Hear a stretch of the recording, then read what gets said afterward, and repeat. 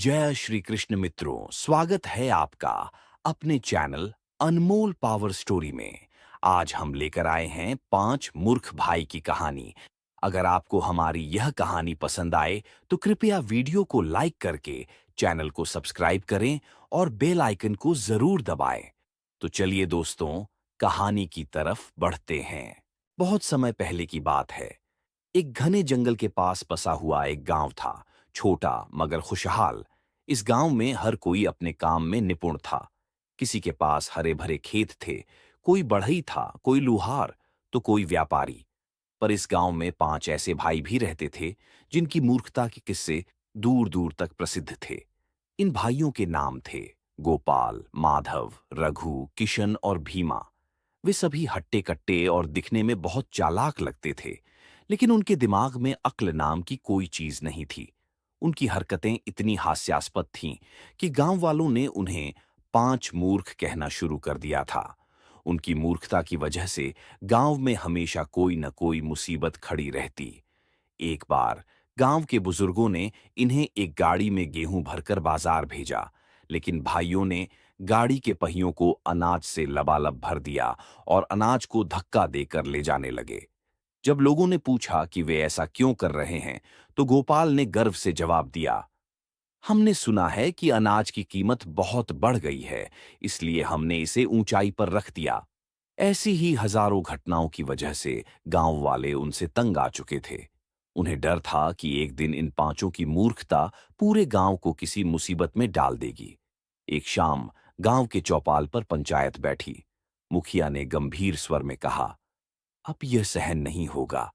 अगर ये 5 अपनी मूर्खता को नहीं सुधारते तो हमें इन्हें गांव से बाहर निकालना पड़ेगा। 5 भाई वहीं खड़े यह सब सुन रहे थे। गोपाल ने फुसफुसाकर कहा, भाइयों, लगता है हमें कोई बड़ी साजिश के तहत गांव से निकाला जा रहा है। हमें अपना हुनर साबित करना होगा। तभी एक बूढ़ी औरत धीमे स्वर में बोली, पर इन्हें सुधारने का एक तरीका है। सभी लोग उसकी ओर देखने लगे। अगर ये 5 7 दिनों के भीतर अपनी अक्लमंदी साबित नहीं कर पाए तो इन्हें गांव छोड़ना होगा। अब 5 भाइयों के सामने 2 ही रास्ते थे। या तो वे अगले 7 दिनों में अपनी समझदारी साबित करें, या हमेशा के लिए गांव से निकाल दिए जाएं। क्या वे अपनी मूर्खता को दूर कर पाएंगे, या फिर उनकी हरकतें गांव वालों को और भी परेशान कर देंगी? और सबसे बड़ी बात, क्या सच में कोई साजिश उनके खिलाफ रची जा रही थी? आगे जो हुआ वह इतना अजीब था कि किसी ने सपने में भी नहीं सोचा था। 5 भाई गांव की पंचायत से निकले तो उनके चेहरे पर घबराहट साफ झलक रही थी। ये पहली बार था जब किसी ने उनकी मूर्खता को चुनौती दी थी। अब उनके पास 7 दिन थे अपनी अक्लमंदी साबित करने के लिए, लेकिन समस्या यह थी कि उनके पास अक्ल नाम की कोई चीज थी ही नहीं। घर पहुंचकर गोपाल, जो खुद को सबसे चतुर मानता था, बोला, भाइयों, अगर हम सब मिलकर दिमाग लगाएं तो कुछ भी असंभव नहीं है। माधव, जो हमेशा उसकी हां में हां मिलाता था, सिर हिलाते हुए बोला, हां भाई, हमें अपने हुनर से गांव वालों को चौंका देना चाहिए। रघु ने ताली बजाकर कहा, तो सबसे पहले हमें यह तय करना होगा कि हम किस काम में सबसे अच्छे हैं। किशन सोचते हुए बोला, हमारे पास ताकत तो बहुत है, पर अक्ल, वह तो पता नहीं कहां चली गई। भीमा, जो हमेशा खाने की चिंता में रहता था, बोल पड़ा, मुझे लगता है हमें सबसे पहले कुछ अच्छा खाना चाहिए, ताकि हमारा दिमाग तेज चले। 5 भाइयों ने सहमति में सिर हिलाया और गांव की सबसे बड़ी समस्या को हल करने का निश्चय किया। गांव के कुएं में गिरा पत्थर निकालना। गांव के बीचों बीच एक पुराना कुआं था, जिसमें एक बड़ा पत्थर गिर गया था। गांव के लोग कई दिनों से परेशान थे, क्योंकि पानी निकालना मुश्किल हो गया था। पंचायत ने यह समस्या हल करने की बहुत कोशिश की, लेकिन पत्थर इतना भारी था कि कोई उसे निकाल नहीं पा रहा था। 5 भाई जब कुएं के पास पहुंचे तो गांव के लोग उन्हें अविश्वास भरी नजरों से देखने लगे। ये मूर्ख भाई कुछ भी कर सकते हैं, बस सही काम नहीं। एक आदमी फुसफुसाया। गोपाल ने सीना तानकर कहा, चिंता मत करो, हम इस पत्थर को निकालने का सबसे अच्छा तरीका जानते हैं। फिर जो हुआ वह पूरे गांव के लिए एक नया तमाशा बन गया। गोपाल ने सोचा कि अगर कुएं में पानी बढ़ा दिया जाए तो पत्थर खुद ब खुद ऊपर आ जाएगा। भाइयों, हम कुएं में और पानी डालते हैं ताकि पत्थर ऊपर तैरने लगे। गोपाल ने आत्मविश्वास से कहा। क्या यह सच में काम करेगा? माधव ने संदेह से पूछा। बिल्कुल, पानी में चीजें ऊपर आ जाती हैं। जैसे लकड़ी तैरती है, वैसे ही पत्थर भी तैरेगा, गोपाल ने गर्व से कहा। पांचों भाइयों ने गांव के सारे घड़े, बाल्टियां और यहां तक कि अपने घर की हांडी तक उठा ली और कुएं में पानी डालना शुरू कर दिया। कई घंटे बीत गए, मगर पत्थर टस से मस नहीं हुआ। गांव के लोग पहले हंस रहे थे, लेकिन जब उन्होंने देखा कि पांचों भाई सच में कुएं में पानी डालते जा रहे हैं, तो वे चिंतित हो गए। आखिरकार जब कुएं का पानी बाहर आने लगा और गांव की गलियां गीली हो गईं, तब एक बूढ़े आदमी ने चिल्लाकर कहा, अरे मूर्खों, पत्थर पानी में नहीं तैरता, वह डूबता है। भाइयों ने कुएं में झांका और देखा कि उनका पूरा परिश्रम बेकार चला गया था। पत्थर अपनी जगह जस का तस पड़ा था। गांव के लोग गुस्से में थे। पांचों भाइयों की पहली कोशिश बुरी तरह नाकाम हो चुकी थी। अब उनके पास केवल 6 दिन बचे थे। क्या वे अगली बार कुछ समझदारी दिखा पाएंगे, या उनकी मूर्खता और भी बड़ी मुसीबत खड़ी कर देगी? पहली कोशिश में असफल होने के बाद पांचों भाई निराश हो गए। लेकिन हार मानने का तो सवाल ही नहीं था। गोपाल ने अपनी मूर्खता को एक बार फिर अक्लमंदी समझते हुए कहा, भाइयों, हमें मेहनत करने की जरूरत नहीं है, बल्कि हमें अपने दिमाग से काम लेना होगा। माधव ने सिर हिलाया। तुम सही कह रहे हो भाई, मेहनत हमसे नहीं होगी, लेकिन चालाकी से काम निकाल सकते हैं।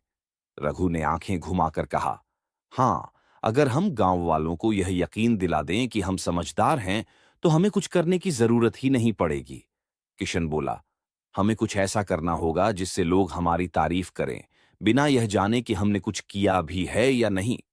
भीमा, जो हमेशा खाने के बारे में सोचता था, बोला, और अगर हमें इससे कोई इनाम या स्वादिष्ट भोजन मिले तो और भी अच्छा। पांचों भाई अब मेहनत नहीं करना चाहते थे, इसलिए उन्होंने गांव वालों को बेवकूफ बनाने की योजना बनाई। रात के अंधेरे में जब पूरा गांव सो रहा था, पांचों भाई गांव के मंदिर के पास गए और वहां एक बड़ा पत्थर रख दिया। फिर उन्होंने उसके चारों ओर फूल बिखेर दिए और मिट्टी से बड़े बड़े अक्षरों में लिखा, जिसने इस पत्थर को हटाया वह सबसे बुद्धिमान और बलवान कहलाएगा। अगली सुबह जब गांव वाले वहां पहुंचे तो पत्थर देखकर चौंक गए। ये पत्थर यहां कहां से आया? एक आदमी ने पूछा। जरूर यह कोई रहस्यमय बात है, दूसरा आदमी बोला। गोपाल और उसके भाई पहले से ही वहां मौजूद थे। उन्होंने बड़ी चालाकी से अपना चेहरा गंभीर बनाया और गोपाल ने जोर से कहा, यह कोई साधारण पत्थर नहीं है, यह परीक्षा है। जो इसे हटा सकेगा वही सबसे बुद्धिमान माना जाएगा। गांव वालों में कानाफूसी शुरू हो गई। सभी लोग बारी बारी से पत्थर को हटाने की कोशिश करने लगे, लेकिन पत्थर इतना भारी था कि कोई भी उसे हिला नहीं पाया। कुछ देर बाद जब सभी हार मान चुके थे, तब गोपाल ने मुस्कुराते हुए कहा, चिंता मत करो, हम पांचों इसे हटाएंगे। गांव वाले अब इन्हें देखने लगे। वे जानना चाहते थे कि मूर्ख कहलाने वाले ये 5 भाई वाकई कोई कमाल कर सकते हैं या नहीं। पांचों भाई चुपचाप पत्थर के पास गए और उसे उठाने लगे। असल में उन्होंने इस पत्थर को पहले से ही ऐसे रखा था कि वह हल्का सा धक्का देने पर लुढ़क जाए। जैसे ही उन्होंने जोर लगाया, पत्थर नीचे ढलान की ओर लुढ़कता चला गया। गांव वाले यह देखकर चकित रह गए। वाह! पांचों ने मिलकर इसे हटा दिया। ये सच में कोई जादू था। लगता है ये सच में समझदार हो गए हैं। गांव वाले उनकी बुद्धिमानी से इतने प्रभावित हुए कि उन्होंने पांचों को ढेर सारी मिठाइयां, फल और उपहार दे दिए। पांचों भाई खुशी से झूम उठे।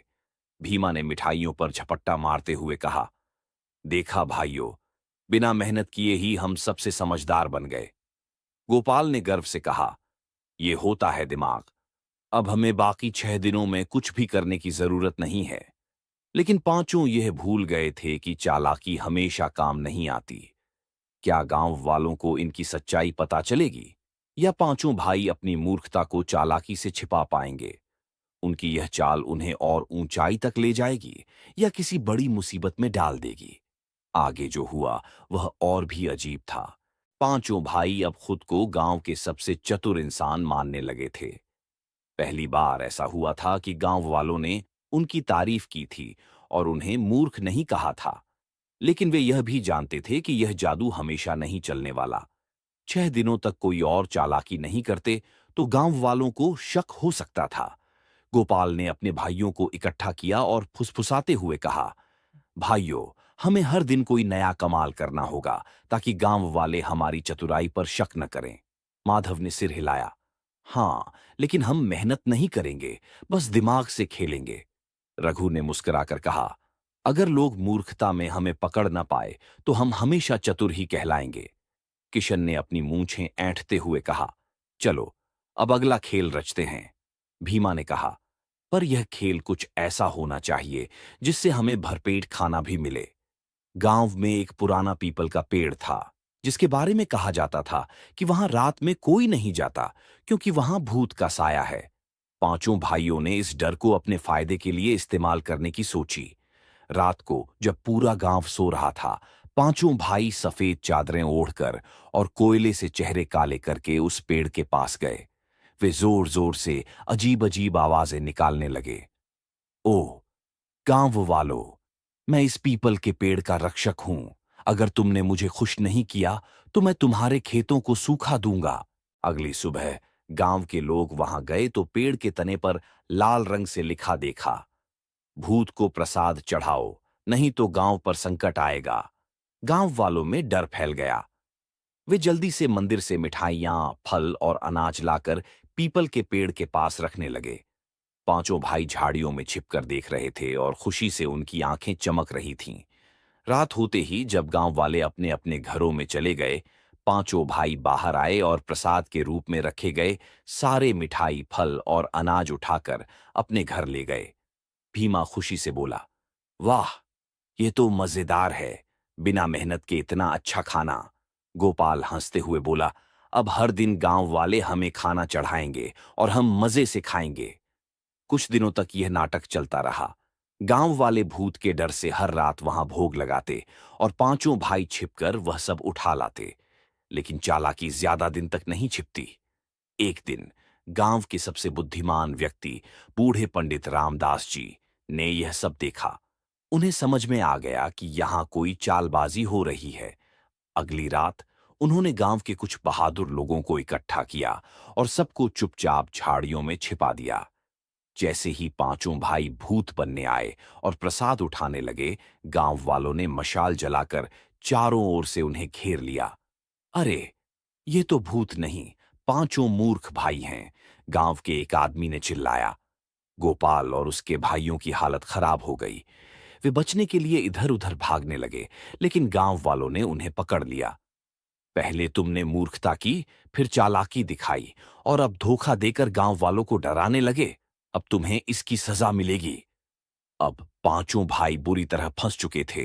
क्या वे कोई और चालबाजी करके बच निकलेंगे या इस बार उनकी मूर्खता का पर्दाफाश हो जाएगा? आगे जो हुआ वह और भी चौंकाने वाला था। गांव वाले गुस्से से पांचों भाइयों को घेर चुके थे। सबके चेहरे पर नाराजगी थी। पंडित रामदास जी आगे आए और बोले, पिछली बार तुमने पत्थर हटाकर अपनी चालाकी दिखाई, लेकिन इस बार तुमने गांव को डराकर धोखा दिया। अब तुम्हें सजा मिलेगी। मुखिया ने गंभीर स्वर में कहा, इन पांचों को सबक सिखाने के लिए इन्हें गांव से निकाल देना चाहिए। गांव वालों ने सहमति में सिर हिलाया। पांचों भाइयों की हालत खराब हो गई। वे कभी इतना अपमान नहीं झेल पाए थे। गोपाल, जो सबसे ज्यादा चालाक था, जल्दी से कुछ सोचने लगा। वह जानता था कि अगर वे गांव से निकाल दिए गए तो उन्हें मेहनत करनी पड़ेगी, जो वे कभी नहीं करना चाहते थे। उसने तुरंत एक नया बहाना गढ़ा।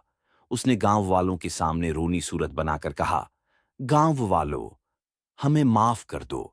दरअसल हमें सपने में खुद भूत ने आकर कहा था कि अगर हम उसके लिए प्रसाद नहीं लाए तो वह गांव को बर्बाद कर देगा। हम तो बस गांव को बचाने के लिए ऐसा कर रहे थे। माधव ने झट से सिर हिलाया। हाँ हाँ, भूत ने हमें आदेश दिया था। हम क्या करते? रघु ने तुरंत जोड़ दिया, अगर हमने यह न किया होता तो गांव पर बहुत बड़ी मुसीबत आ जाती। गांव वाले एक दूसरे को देखने लगे। कुछ लोग हंसने लगे तो कुछ अब भी शक में थे। एक और चालबाजी, महापुरुष बनने का नाटक अब तक पांचों भाइयों को समझ आ चुका था कि उन्हें हमेशा अपनी मूर्खता को चालाकी में बदलना होगा। उन्होंने एक और नया खेल खेला। रात में उन्होंने गांव के बाहर एक छोटा सा मंच बनाया और उस पर सफेद कपड़े पहनकर बैठ गए। जब गांव वाले वहां पहुंचे तो गोपाल गंभीर स्वर में बोला, हम अब साधु बन गए हैं। हमने अपनी मूर्खता को छोड़ दिया है और अब हमें ज्ञान की प्राप्ति हुई है। माधव ने हाथ जोड़कर कहा, अब हम लोगों को सही रास्ता दिखाएंगे। रघु ने आंखें बंद करके गहरी आवाज में कहा, जो भी हमारी बात मानेगा उसका जीवन सफल हो जाएगा। किशन ने गांव वालों की भीड़ को देखकर मुस्कुराते हुए कहा, अब हम आध्यात्मिक गुरु हैं और जो हमें भोजन और उपहार देगा उसे शांति मिलेगी। भीमा ने हड़बड़ाकर जोड़ा, और और जो हमें अच्छा खाना देगा वह सबसे ज्यादा पुण्य कमाएगा। गांव वालों की प्रतिक्रिया क्या चालाकी काम आई। कुछ गांव वाले इस नए नाटक को देखकर हंसने लगे। एक आदमी ने कहा, अरे ये तो वही मूर्ख पांच भाई हैं, ये कब से संत बन गए। दूसरे ने कहा, यह तो एक और चालबाजी लगती है। लेकिन कुछ भोले भाले लोग उनके झांसे में आ गए। उन्होंने सोचा कि शायद ये सच में सुधर गए हैं। वे पांचों भाइयों को फल, मिठाइयां और भेंट देने लगे। गोपाल और उसके भाई मन ही मन खुश थे। वे सोच रहे थे कि अब बिना मेहनत के खाना मिलता रहेगा। लेकिन क्या गांव के सभी लोग इनकी इस नई चाल में फंसेंगे, या इस बार कोई इनके महाठग होने का भंडाफोड़ करेगा। आगे जो हुआ वह और भी चौंकाने वाला था। गांव वाले गुस्से से पांचों भाइयों को घेर चुके थे। सबके चेहरे पर नाराजगी थी। पंडित रामदास जी आगे आए और बोले, पिछली बार तुमने पत्थर हटाकर अपनी चालाकी दिखाई, लेकिन इस बार तुमने गांव को डराकर धोखा दिया। अब तुम्हें सजा मिलेगी। मुखिया ने गंभीर स्वर में कहा, इन पांचों को सबक सिखाने के लिए इन्हें गांव से निकाल देना चाहिए। गांव वालों ने सहमति में सिर हिलाया। पांचों भाइयों की हालत खराब हो गई। वे कभी इतना अपमान नहीं झेल पाए थे। गोपाल, जो सबसे ज्यादा चालाक था, जल्दी से कुछ सोचने लगा। वह जानता था कि अगर वे गांव से निकाल दिए गए तो उन्हें मेहनत करनी पड़ेगी, जो वे कभी नहीं करना चाहते थे। उसने तुरंत एक नया बहाना गढ़ा। उसने गांव वालों के सामने रोनी सूरत बनाकर कहा, गांव वालों, हमें माफ कर दो। दरअसल हमें सपने में खुद भूत ने आकर कहा था कि अगर हम उसके लिए प्रसाद नहीं लाए तो वह गांव को बर्बाद कर देगा। हम तो बस गांव को बचाने के लिए ऐसा कर रहे थे। माधव ने झट से सिर हिलाया। हाँ हाँ, भूत ने हमें आदेश दिया था, हम क्या करते। रघु ने तुरंत जोड़ दिया, अगर हमने यह न किया होता तो गांव पर बहुत बड़ी मुसीबत आ जाती। गांव वाले एक दूसरे को देखने लगे। कुछ लोग हंसने लगे तो कुछ अब भी शक में थे। अब तक पांचों भाइयों को समझ आ चुका था कि उन्हें हमेशा अपनी मूर्खता को चालाकी में बदलना होगा। उन्होंने एक और नया खेल खेला। रात में उन्होंने गांव के बाहर एक छोटा सा मंच बनाया और उस पर सफेद कपड़े पहनकर बैठ गए। जब गांव वाले वहां पहुंचे तो गोपाल गंभीर स्वर में बोला, हम अब साधु बन गए हैं। हमने अपनी मूर्खता को छोड़ दिया है और अब हमें ज्ञान की प्राप्ति हुई है। माधव ने हाथ जोड़कर कहा, अब हम लोगों को सही रास्ता दिखाएंगे। रघु ने आंखें बंद करके गहरी आवाज में कहा, जो भी हमारी बात मानेगा उसका जीवन सफल हो जाएगा। किशन ने गांव वालों की भीड़ को देखकर मुस्कुराते हुए कहा, अब हम आध्यात्मिक गुरु हैं और जो हमें भोजन और उपहार देगा उसे शांति मिलेगी। भीमा ने हड़बड़ाकर जोड़ा, और जो हमें अच्छा खाना देगा वह सबसे ज्यादा पुण्य कमाएगा। कुछ गांव वाले इस नए नाटक को देखकर हंसने लगे। एक आदमी ने कहा, अरे ये तो वही मूर्ख पांच भाई हैं, ये कब से संत बन गए। दूसरे ने कहा, ये तो एक और चालबाजी लगती है। लेकिन कुछ भोले भाले लोग उनके झांसे में आ गए। उन्होंने सोचा कि शायद ये सच में सुधर गए हैं। वे पांचों भाइयों को फल, मिठाइयां और भेंट देने लगे। गोपाल और उसके भाई मन ही मन खुश थे। वे सोच रहे थे कि अब बिना मेहनत के खाना मिलता रहेगा।